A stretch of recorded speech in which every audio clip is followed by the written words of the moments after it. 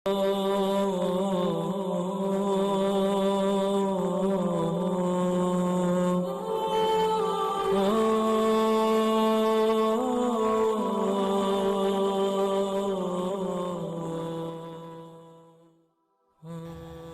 باللہ من الشیطان الرجیم، بسم اللہ الرحمن الرحیم۔ السلام علیکم میرے معزز اور قابل احترام دوستو،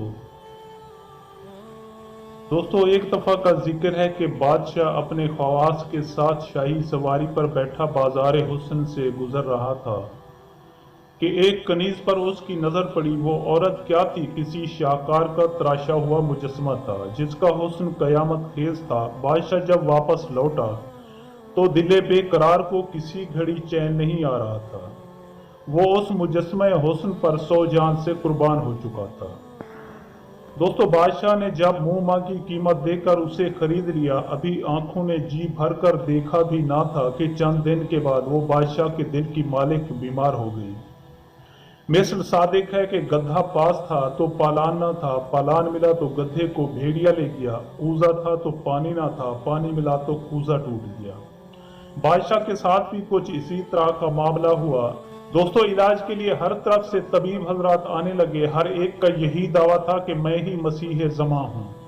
جب بیمار کی قضا آتی ہے تو طبیب بھی بے وقوف ہو جاتا ہے، اپنی مہارت اور تجربوں پر ناز کرتے ہوئے کہ ہمارے پاس ہر دکھ درد کی تیر بہدف دوا ہے، انشاءاللہ نہ کہا۔ ان کا کوئی علاج کارگر ثابت نہ ہوا۔ مرض بڑھتا گیا، جوں دوا کی والا معاملہ ہو گیا۔ طبیب حضرات اپنے اپنے نسخے آزما چکے، چاند سے چہرے کی رونق کم سے کم ہوتی گئی۔ اب بادشاہ کو رجوع اللہ کے سوا کوئی چارہ نظر نہ آیا۔ فوراً ننگے سر اور پاؤں خانہ خدا کی طرف بھاگا، سر سجدے میں رکھ کر خوب رویا۔ سجدہ گاہ شاہ کے آنسوں سے تر ہو گئی۔ یا اللہ، تو دلوں کے بھید خوب جانتا ہے، میں نے طبیبوں پر بھروسہ کرنے کی خطا کی ہے، میرا قصور معاف فرما۔ میں کیا عرض کروں، تو ہمارے اسرار سے باخبر ہے، ہمارا حال اور ان طبیبوں کا عدم توکل اور ترک انشاءاللہ تیرے لطف عام کے سامنے کوئی اہمیت نہیں رکھتا۔ اے ہماری حاجتوں کی پناہ گاہ، میری محبوبہ کو شفا عطا فرما۔ جب بادشاہ نے تہہ دل سے نالہ و فریاد کی، روتے روتے بادشاہ کو اونگ آ گئی اور قسمت جاگ گئی۔ بشارت ملی کہ کل ایک مسافر تیرے پاس آئے گا، اس کے علاج سے کنیز کو شفا ہوگی۔ بادشاہ بڑی بے تابی کے ساتھ نوباد کی راہ دیکھنے لگا۔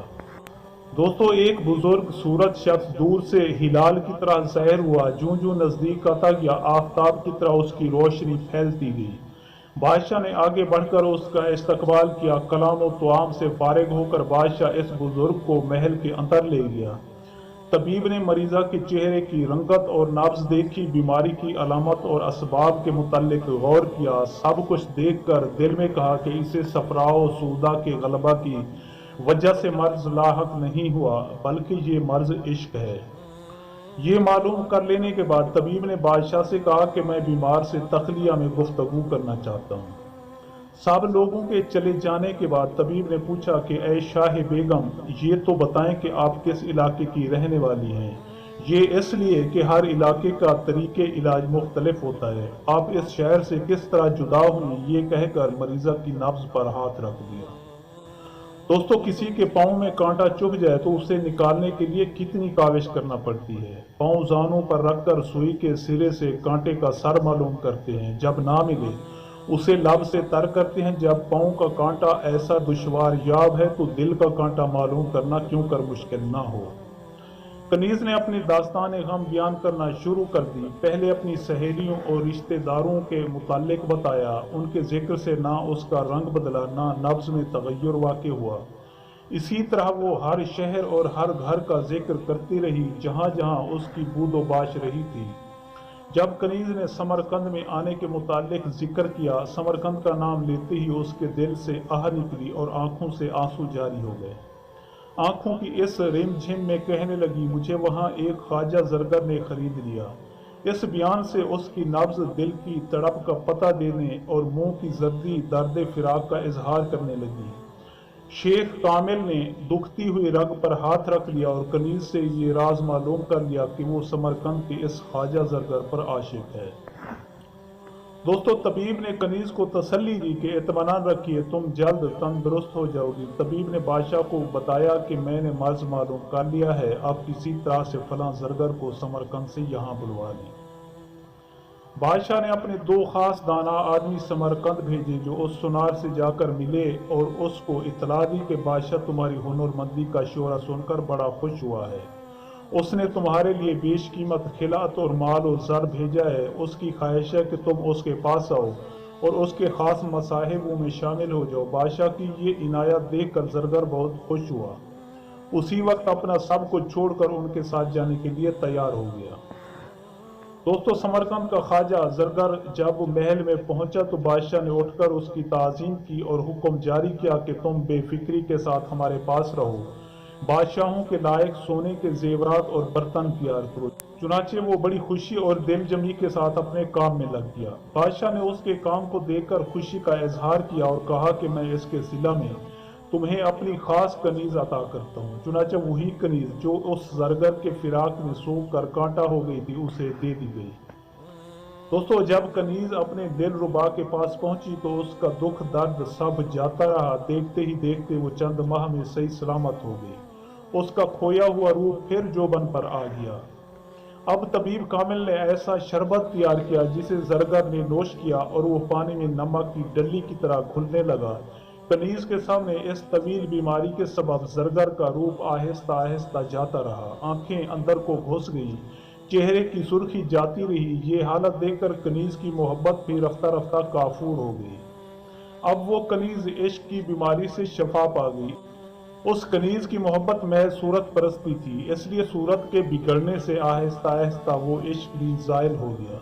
जो इश्क सिर्फ रंग और रूप की खातिर होता है वो दरअसल इश्क नहीं बल्कि फिस्क होता है।